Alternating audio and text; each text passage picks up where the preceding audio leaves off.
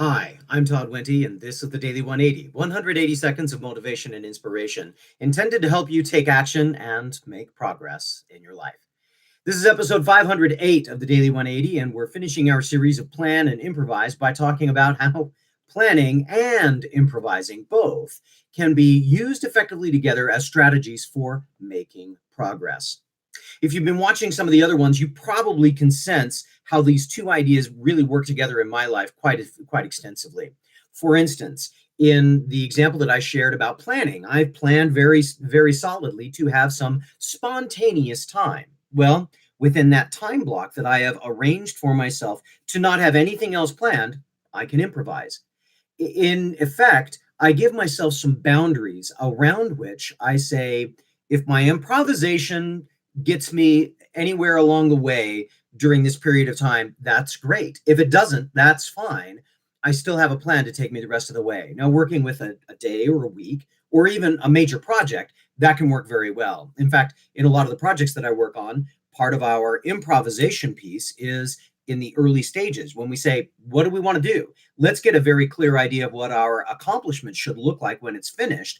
And let's use our time to improvise what we think that might look like, to talk about new ideas, new challenges, some innovation that we might bring into it, and to potentially schedule some blocks where we will come back and take a look at those again in the future. Likewise, if all I'm doing is improvising, sometimes I need a little bit of structure around that improvisation in order to make sure that I can move it in the right direction. A little bit of plan added to the improvising can be really useful. One of the ways that I do that is by saying, all right, let's take lots of time to try some different things to see what works, but let's make sure that we keep our focus on one or two key ideas around what we're going to evaluate. How will we evaluate whether the improvisation has been successful? When I'm doing improv as an acting experience, sometimes it's how is the audience responding?